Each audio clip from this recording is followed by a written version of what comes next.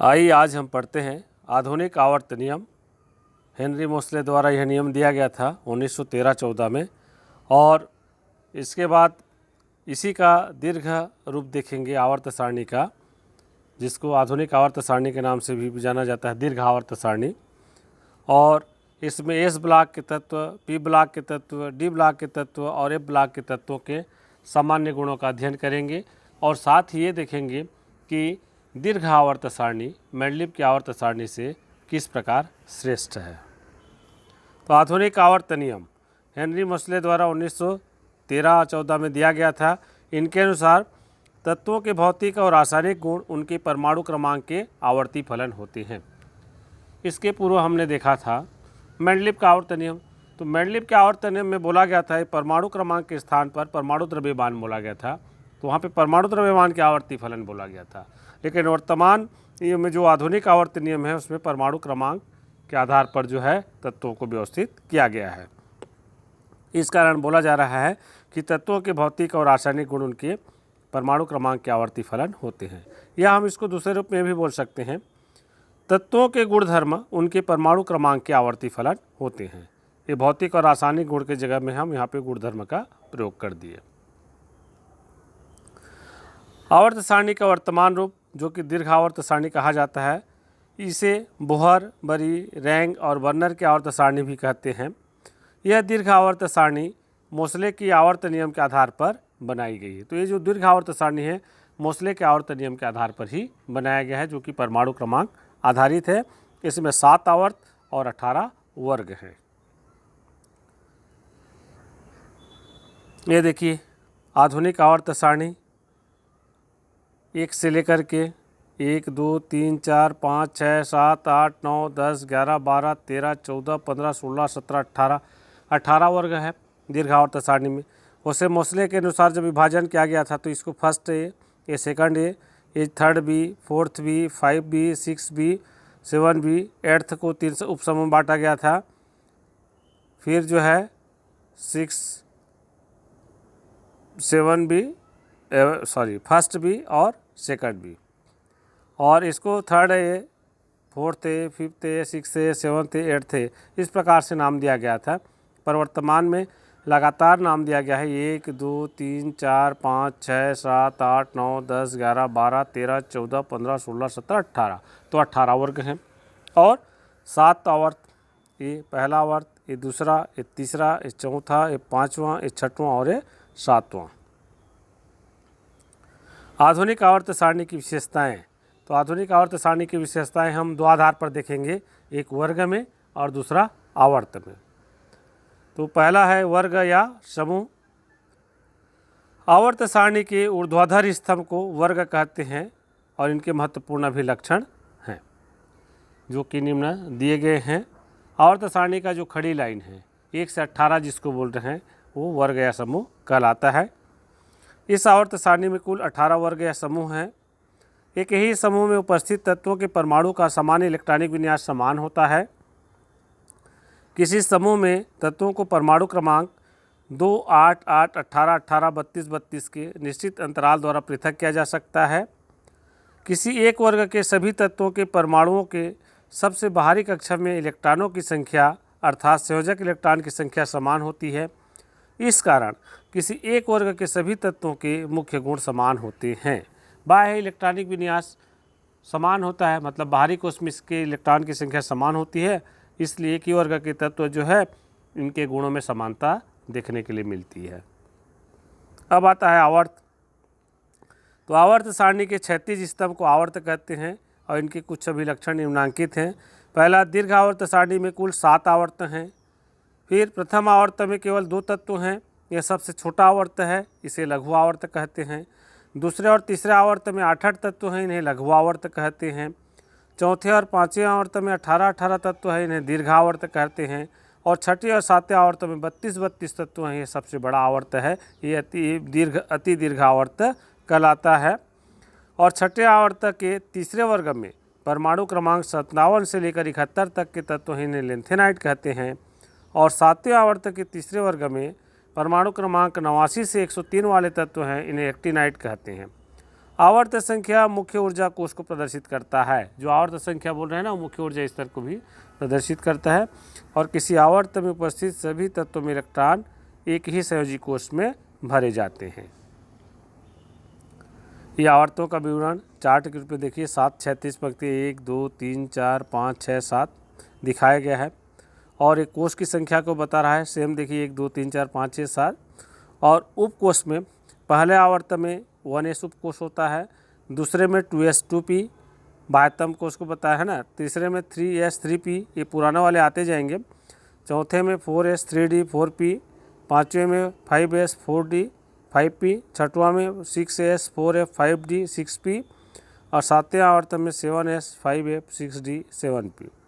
अर्थात पहले आवर्त में तत्वों की संख्या 2 है, दूसरे आवर्त में 8, तीसरे में 8, चौथे में 18, पाँचवें में 18, छठवें में 32, फिर 32। इसी को बोला गया था 2 8 8 18 18 32 32। और पहले आवर्त में जो तत्व हैं हाइड्रोजन से लेकर हीलियम तक, दूसरे में लिथियम से नियान तक, और तीसरे में सोडियम से आर्गन तक, चौथे में पोटेशियम से क्रिप्टान, पाँचवें में रुबिडियम से जिनान तक, छठवें में सीजियम से रेडान और सातवें में फ्रांसियम से आगे है। 118 तत्वों की खोज हो चुकी है, जिसमें से प्रथम आवर्त अति लघु आवर्त, द्वितीय और तृतीय को लघु आवर्त, और चतुर्थ पंचम को दीर्घ आवर्त, और छठवां और सातवां आवर्त को अति दीर्घ आवर्त के नाम से जाना जाता है।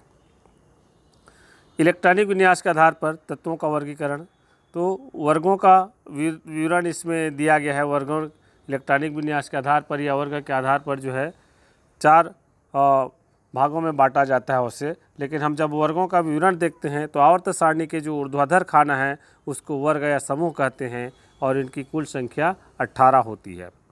वर्गों को कुल 4 भागों में बांटा गया है। पहला एस ब्लॉक तत्व, इसमें वर्ग 1 और 2 के तत्व आते हैं जो कि आवर्त सारणी के बाईं ओर स्थित है। पी ब्लॉक के तत्व में वर्ग 13 से 18 तक के तत्व आते हैं, आवर्त सारणी के दाईं ओर स्थित है ये। डी ब्लॉक के तत्व वर्ग 3 से 12 तक के हैं, आवर्त सारणी के मध्य में स्थित होते हैं, एस और पी ब्लॉक के मध्य स्थित हैं। और एफ ब्लॉक के तत्व इसमें तीसरे वर्ग के तत्व लेंथेनाइड और एक्टिनाइड के रूप में आवर्त सारणी के नीचे स्थित हैं, जो कि छठवीं और सातवीं आवर्तक के तत्व होते हैं। छठवीं आवर्तक के तत्व लेंथेनाइड है और सातवीं आवर्तक के तत्व एक्टिनाइड है, लेकिन इनका वर्ग एक ही है, तीसरे वर्ग का ये तत्व हैं। कुछ नोट है, प्रतिनिधि तत्व किसको बोलते हैं, सवाल आता है। तो एस ब्लॉक और पी ब्लॉक के तत्वों को सम्मिलित रूप से प्रतिनिधि तत्व कहते हैं। संक्रमण तत्व डी ब्लॉक के तत्व को कहते हैं। आंतरिक संक्रमण तत्व ए ब्लॉक के तत्व को कहते हैं, और उन्हें दुर्लभ मृदा तत्व भी कहते हैं या दुर्लभ मृदा धातु भी कहते हैं। अब देखते हैं विभिन्न ब्लॉकों के गुण। तो सबसे पहले देखते हैं एस ब्लॉक के तत्वों के बारे में, इनकी क्या है और इसकी विशेषताएं देखते हैं। तो वे तत्व जिनका अंतिम इलेक्ट्रॉन एस कक्षक में प्रवेश करता है एस ब्लॉक के तत्व कहलाते हैं। ये देखिए यहाँ पे समूह, ये पहला वर्ग 1 है और ये वर्ग 2 के तत्व हैं। ये सभी जो एस ब्लॉक के तत्व कहलाते हैं। 2 समूह है, वर्ग 1 और 2। तो एस ब्लॉक के तत्वों के विशेषताएं देखते हैं, विलक्षण क्या होते हैं।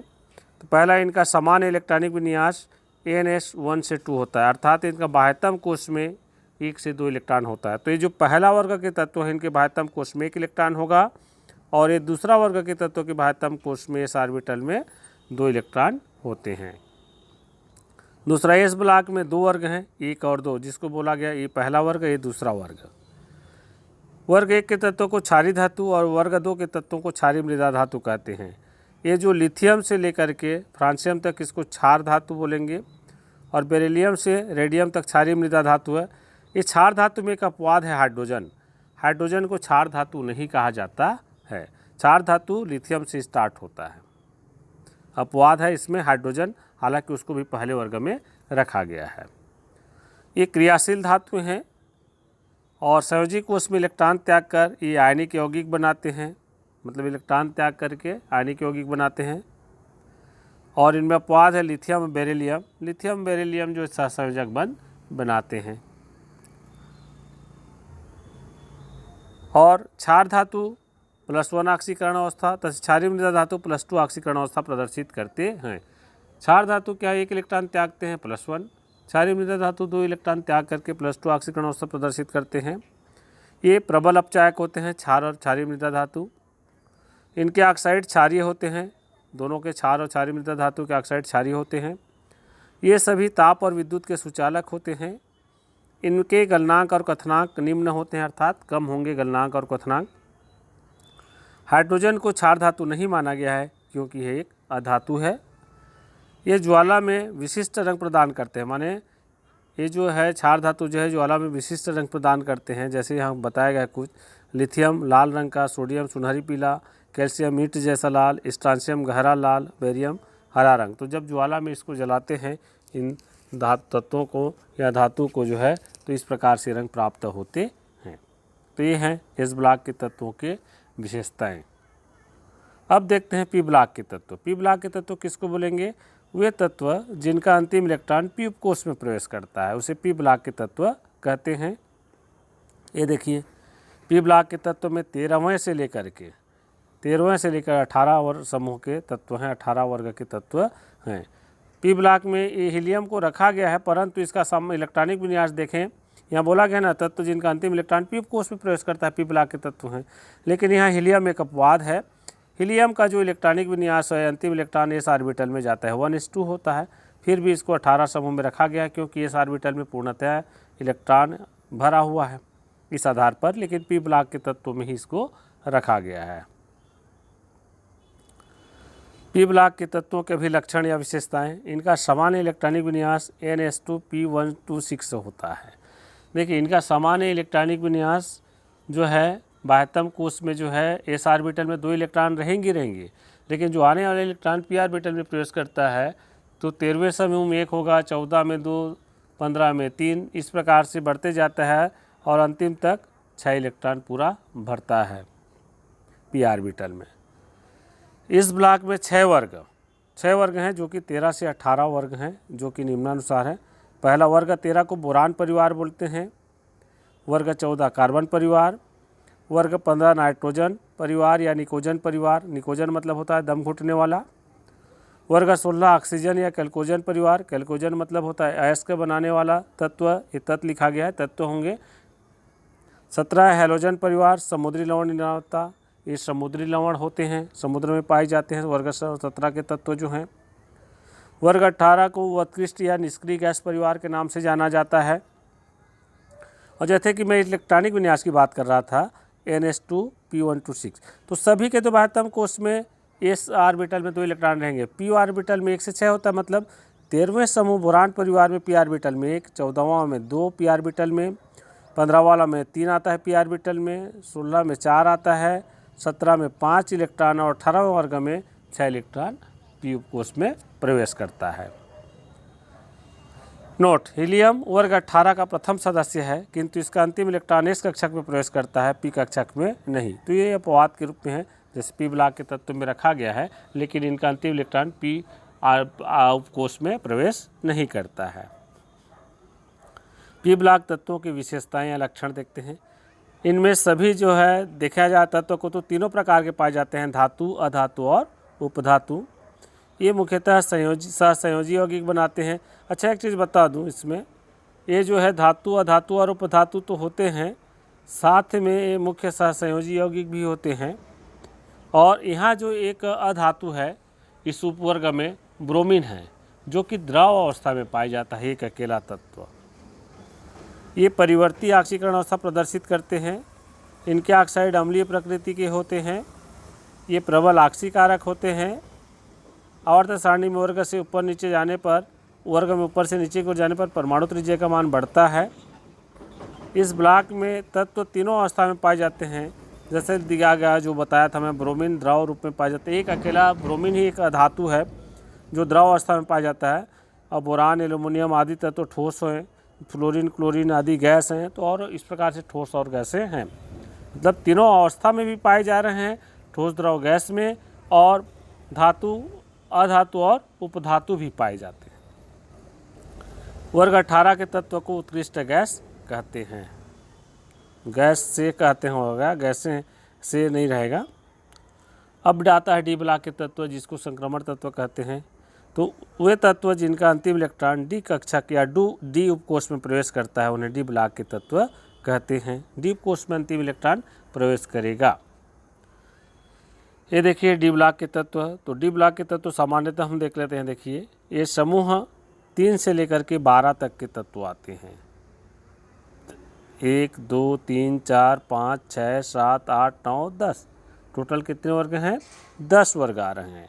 और 3D 4D 5D 6D series के नाम से इस प्रकार से अलग अलग वर्गीकृत किया गया है 3D सीरीज में, है ना। तो ये सब जो है डी ब्लॉक के तत्व हैं, संक्रमण तत्व हैं। आइए इनका विशेषता देखते हैं, अभिलक्षण। तो इनका सामान्य इलेक्ट्रॉनिक विन्यास n-1 d 1 to 10, मतलब डी ऑर्बिटल में 1 से 10 इलेक्ट्रॉन हो सकते हैं, क्योंकि आने वाला इलेक्ट्रॉन डी ऑर्बिटल में प्रवेश करता है, और एस ऑर्बिटल में 0 से 2 इलेक्ट्रॉन होते हैं। ये सभी धातुएं हैं, मतलब ये डी ब्लॉक के सभी तत्व धातु हैं। ये रंगीन आयन बनाते हैं, ये परिवर्ती संयोजकता प्रदर्शित करते हैं, ये अनुचुंबकीय होते हैं, ये अच्छे उत्प्रेरक होते हैं, ये संकुल यौगिक बनाते हैं, ये मिश्र धातु बनाते हैं। इन्हें संक्रमण तत्व कहा जाता है, क्योंकि यह प्रबल धन विद्युतीय तत्व एस ब्लॉक के तत्व और प्रबल ऋण विद्युतीय तत्व पी ब्लॉक तत्वों के बीच में एक सेतु का कार्य करता है और दोनों के मध्य स्थित है, इसलिए इन्हें संक्रमण तत्व भी कहते हैं। ये संकुल आयन बनाते हैं, इनके आयन या यौगिक प्रायः रंगीन होते हैं, इनका गलनांक और कथनांक उच्च होता है। तो ये सभी डी ब्लॉक के तत्व की विशेषताएं हैं। इसका डिटेल आप कक्षा 12वीं में पढ़ेंगे। उसे मोटा मोटा बता दूं, जैसे रंगीन आयन बनाते हैं, अनुचुंबकीय होता है, इसका मतलब ये है कि इनके जो डी ऑर्बिटल में एकवित इलेक्ट्रॉन होते हैं, इस कारण ये रंगीन होते हैं, अनुचुंबकीय होते हैं। ए ब्लॉक के तत्व, अभी इसको परिभाषित कर दे, नाम से पता चल रहा है। ए ब्लॉक के तत्व माने अंतिम इलेक्ट्रॉन किस में आएगा? ए ब्लॉक में आएगा, एफ उपकोष में आएगा। तो देखें वे तत्व जिनका अंतिम इलेक्ट्रॉन एफ उपकोष में प्रवेश करता है उन्हें ए ब्लॉक के तत्व कहते हैं। ये देखिए ए ब्लॉक के तत्व जो कि आवर्त सारणी के नीचे रखा गया है, ये 6वें आवर्त का, ये 7वें आवर्त का तत्व है। लेंथेनम के आगे स्टार्ट हो रहा है, ये सीरियम वाला जो है, तो इसको लेंथेनाइड बोलते हैं। और तीसरे वर्ग के ही तत्व है ना, दोनों श्रेणी। और एथोरियम जो है एक्टिनम के बाद चालू होता है, इसको तो एक्टिनाइड श्रेणी बोलते हैं। और दोनों श्रेणी में 14 तत्व होते हैं। तो आइए जानते हैं इसके बारे में विशेषताएं जो है, ये ब्लॉक तत्वों के विलक्षण या विशेषताएं। इनका सामान्य इलेक्ट्रॉनिक विन्यास n-2f 1 से 14। तो देखिए आने वाला इलेक्ट्रॉन एफ ऑर्बिटल में भरता है, जो कि 1 से 14 तक होता है, और इसको अंतिम उपांत्य कोष बोलते हैं। अंतिम उपांत्य कोष या उप उपांत्य कोष एफ ऑर्बिटल वाले को। और इसके जो बाहर है n-1d जिसमें 0 से 1 इलेक्ट्रॉन हो सकता है, इसको उपांत्य कोष बोला जाता है। और ns2 ये संयोजी कोष है, बाह्यतम कोष है। तो बाह्यतम कोष के अंदर वाला कोष है उपांत्य कोष, और उसके और अंदर वाला उप उपांत्य कोष के नाम से जाना जाता है। तो इनका सामान्य इलेक्ट्रॉनिक विन्यास हम देख रहे हैं, एफ ऑर्बिटल में 1 से 14 इलेक्ट्रॉन होंगे, डी ऑर्बिटल में 0 से 1 होता है, और एस ऑर्बिटल में 2 इलेक्ट्रॉन होते हैं। एन का मान करते जाते हैं, मुख्य क्वांटम संख्या का मान, इसमें 1 घटाते हैं, इसमें 2 घटाते हैं, तो मुख्य क्वांटम संख्या का मान पता चल जाता है। इनका गलनांक और कथनांक उच्च होता है। उसे देखा जाए ब्लॉक के तत्व जो है, बहुत सारे गुण इनके डी ब्लॉक के तत्वों के गुणों से समानता रखता है। ये संकुल लवण बनाते हैं, ये परिवर्ती ऑक्सीकरण अवस्था प्रदर्शित करते हैं। यहाँ परिवर्ती अधिकारों हो गया है, आप इसको अधिकारों नहीं बोलेंगे, इसको ऑक्सीकरण अवस्था पढ़िएगा, ठीक है। तो ये परिवर्ती ऑक्सीकरण अवस्था प्रदर्शित करते हैं। इनके यौगिक प्रायः रंगीन होते हैं, ये सभी धातुएं हैं। यूरेनियम के बाद के तत्व को परा यूरेनियम तत्व कहते हैं, परा यूरेनियम कहा जाता है क्योंकि नाभिकीय अभिक्रिया से बनते हैं। लेंथेनाइड जो कि परमाणु क्रमांक 58 से 71, एक्टिनाइड 90 से 103, 2 श्रेणियों में बांटा गया है, लेंथेनाइड और एक्टिनाइड। तो ये 58 से 71 तक आता है और थोरियम जो है 90 से स्टार्ट होकर के लॉरेंशियम में ख़त्म हो रहा है 103 में। तो दो श्रेणी इसी को बोला गया है, लेंथेनाइड और एक्टिनाइड श्रेणी। लेंथेनम के बाद जो चालू हो रहा है लेंथेनाइड, एक्टिनम के बाद चालू हो रहा है एक्टिनाइड। एक्टिनाइड श्रेणी के तत्व रेडियोधर्मी होते हैं। तो ये प्रमुख विशेषताएं हैं एफ ब्लॉक के तत्वों के। आपको जो है इन विशेषताओं को याद रखना होगा। आवर्त सारणी के बारे में सामान्य जानकारी हैं, कुछ इनसे संबंधित सवाल पूछे जाते हैं तो आपको फिर जो है आ जाएगा। आवर्त सारणी भी याद रहना चाहिए, उसका ट्रिक है आवर्त सारणी कैसे याद करें, मैं वीडियो में डाल दिया हूँ, आप देख सकते हैं। मैं ऐसे डिस्क्रिप्शन में भी इसका लिंक दे दिया हूँ, आप डिस्क्रिप्शन में भी देख सकते हैं कि आवर्त सारणी ट्रिक कैसे याद करें। परमाणु भार बनाने का कुछ 1 से 20 तक का याद करने का ट्रिक वो भी डाल दिया हूँ। तो आप कुछ जो है ट्रिक है रसायन संबंधी और अन्य ट्रिक, तो आप उनको देख सकते हैं। रासायनिक यौगिक कैसे बनाते हैं, सूत्र जो है सूत्र कैसे लिखते हैं वो बता दिया हूँ, तो उसका भी आपको लिंक मिल जाएगा। इस डिस्क्रिप्शन से जो है आप देख लेंगे। दीर्घ आवर्त सारणी के लाभ या मेंडलीव के आवर्त सारणी के दोषों का निवारण, या बोल सकते हैं आधुनिक आवर्त सारणी की विशेषताएं, या दीर्घ आवर्त सारणी जो मेंडलीव की आवर्त सारणी से किस प्रकार श्रेष्ठ है। तो ये सब कारण यही चाहेगा। पहला, यह परमाणु क्रमांक आधारित है, जो परमाणु का अधिक मूलभूत कण है। दूसरा, इलेक्ट्रॉनिक विन्यास के आधार पर तत्वों की स्थिति सुनिश्चित है। याद रखना इसे आसान है क्योंकि वर्गीकरण विज्ञान सम्मत ढंग से किया गया है। तत्वों के गुणों में परिवर्तन अधिक स्पष्ट ज्ञात होता है। एक ही वर्ग के तत्वों के गुण आपस में समानता रखते हैं। समस्थानिकों का परमाणु क्रमांक समान होता है, जिससे इनका स्थान भी निश्चित हो गया। हम देखे थे कि मेंडलीव की आवर्त सारणी में समस्थानिकों को उचित स्थान नहीं दे पाए थे, क्योंकि परमाणु भार के अनुसार रखे थे, तो उनको द्रव्यमान अलग अलग होता है, तो अलग अलग द्रव्यमान के लिए अलग अलग स्थान देना चाहिए था। और चूँकि परमाणु क्रमांक समान होते हैं, परमाणु भार अलग अलग होते हैं समस्थानिक का, और आधुनिक आवर्त सारणी परमाणु क्रमांक के आधार पर रखा गया है, तो कोई दिक्कत नहीं है। परमाणु क्रमांक एक ही होता है, तो एक जगह रख दिया गया। असमान गुण वाले तत्वों को अलग अलग रखा गया है, जबकि मेंडलीव ने जो है समान गुण वाले तत्वों को, कुछ तत्वों को जो है एक साथ रख दिया था। उत्कृष्ट गैसों को वर्ग 17 एवं वर्ग 1 के मध्य रखा गया है, जो कि उचित है, और मेंडलीव के समय तो इसकी खोज नहीं हुई थी। भारी तत्वों की स्थिति परमाणु क्रमांक के आधार पर ठीक हो गया। इसमें भी मेंडलीव के आवर्त सारणी में हम देखे थे कि भारी तत्वों को हल्के तत्वों से पहले रख दिया गया था, माने अधिक द्रव्यमान वाले को कम द्रव्यमान वाले से पहले रख दिया गया था। लेकिन आधुनिक आवर्त सारणी में वो समस्या दूर हो गया, क्योंकि इन्होंने परमाणु क्रमांक को आधार माना। तो परमाणु क्रमांक के आधार पर आधार माना, तो जो हल्के तत्व बाद में रखे गए थे उनका परमाणु क्रमांक बाद में आया, भारी तत्व का परमाणु क्रमांक पहले आ गया, तो उसमें जो समस्या दूर हो गई। इस हिसाब से हम देखते हैं भारी तत्वों को जो है पहले रखा गया वाला समस्या भी दूर हो गया, मेंडलीव ने जो समस्या उत्पन्न किया था आवर्त सारणी में। अब आधुनिक आवर्त सारणी की कमियां, कुछ कमी तो रही जाती है। तो जैसा हाइड्रोजन, लेंथेनाइड और एक्टिनाइड की स्थिति का निवारण पूर्ण रूप से नहीं हो सका, मतलब हाइड्रोजन के स्थान यहाँ भी अनिश्चित हो गया, क्योंकि पहले और 7वें समूह के वर्ग के तत्वों से समानता रखता है, तो कहाँ रखा जाए। हाँ, लेकिन ये बोल सकते हैं परमाणु क्रमांक आधारित है, हाइड्रोजन का परमाणु क्रमांक 1 है, तो सही माना जाता है। लेकिन 7वें समूह से भी समानता रखता है, जो कि आजकल 17वें समूह के नाम से जाना जाता है ना। 17वें समूह हैलोजन परिवार के गुण से समानता रखता है, तो इस कारण इसको जो है कमी मान सकते हैं।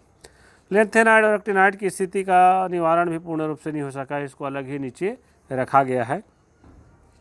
कुछ सामान्य गुण वाले तत्वों को अलग रखा गया, ये वाले हो गया है, ये वाले पढ़ोगे आप इसको, जैसे कि कॉपर, मरकरी और बेरियम और लेड, तो इनको भी अलग रख दिया गया। तो इस प्रकार से कुछ कमियां भी रह गई, पर बहुत कम है, लेस मात्र कमी है, ये फ़ायदा ही ज़्यादा है। इस कारण जो है हम आधुनिक आवर्त सारणी या दीर्घ आवर्त सारणी का उपयोग अध्ययन में करते हैं। तो ये था 11th क्लास यूनिट 3 से तत्वों के वर्गीकरण वाले और गुणों में आवर्तिता। हम आगे देखेंगे तत्वों के गुणधर्मिता के बारे में, जो परमाणु त्रिज्या, आयनन विभव वगैरह है, और IPC नामकरण भी देखना है 100 से अधिक परमाणु क्रमांक वाले तत्वों का। अगला वीडियो में हम उसको देखेंगे। ये वीडियो अच्छा लगता है तो लाइक शेयर सब्सक्राइब कर दीजिए, और साथ ही साथ मैं चाहूँगा जहाँ त्रुटि होता है वहाँ आप कमेंट बॉक्स पे लिख दीजिए, ताकि अपने साथियों को जो पढ़ना चाहते हैं उनको भी हम उस गलतियों को बता सकें कि यहाँ त्रुटि है करके। ठीक है, तो आप सभी को वीडियो देखने के लिए या ये जो ज्वाइन करने के लिए धन्यवाद।